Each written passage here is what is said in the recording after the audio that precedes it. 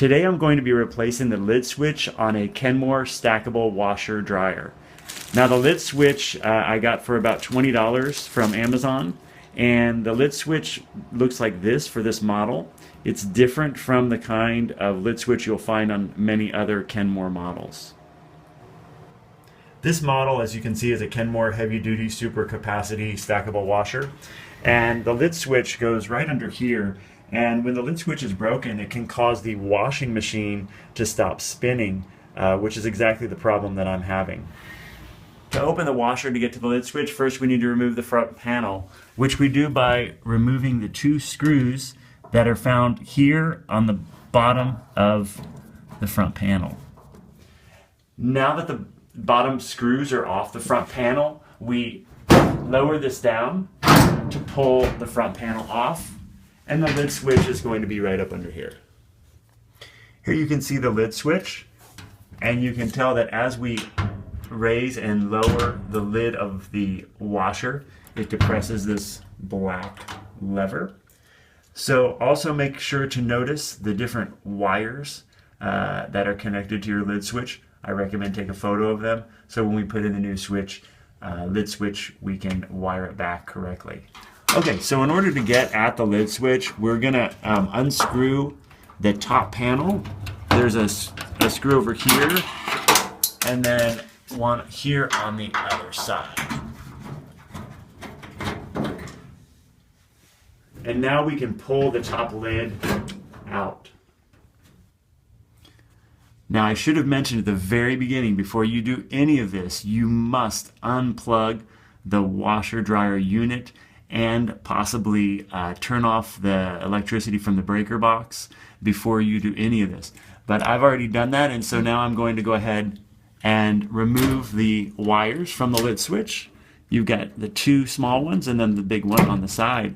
And then I'm going to go ahead and remove the lid switch, which is connected with two screws to the panel.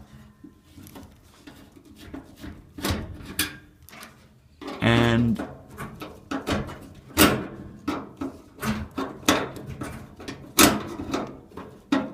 once we get this one out, we now have the old lid switch removed. Now we've got the new lid switch here, and we're going to go ahead and set it in place. Now keep in mind that whenever you're putting the lid switch in, it goes under this lip and not like this. So it's going to go just like this, and there's two screws. The two screws are from the old lid switch because the lid switch packaging does not come with new screws. It connects into two places there. And as you put these in, you'll see make sure that the lid switch is getting into the position that it needs to be in. As you can see, I've now got the screws in. I actually had some trouble getting those screws in, the old screws into the new lid switch mechanism. And I ended up using an old trick of putting some soap on the threads of the screws, and that helped and allowed it to get set. And now you can see it's nice and snug in there. And now I'm going to go ahead and connect the wires. Of course, I've got this one on the side. I already referred back to the photo I took earlier to help me remember which one goes in which place. So I'm going to connect all this back.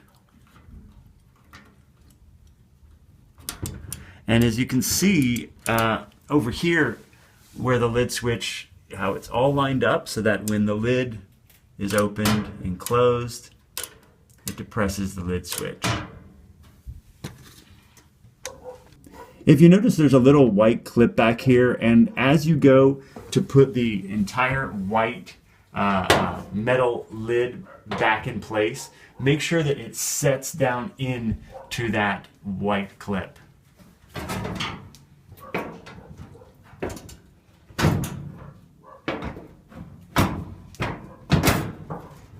You also want to make sure that it sets underneath here. You have some little plastic clips on each side that also need to be set in place. Now, of course, we need to put these screws in to go ahead and reconnect the white lid cover. We got screw over here, and then of course one over here. And once we get these in place, we should have the top lid secured, and now we're ready for the front panel. Okay, now we're going to put the front panel back, set it in place,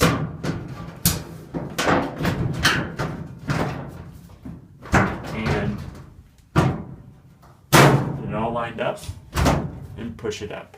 And then we're going to start screwing in down here on the bottom the 2 screws that hold the front panel in place. And that is how you replace the lid switch on a Kenmore stackable washer and dryer. Thanks for watching.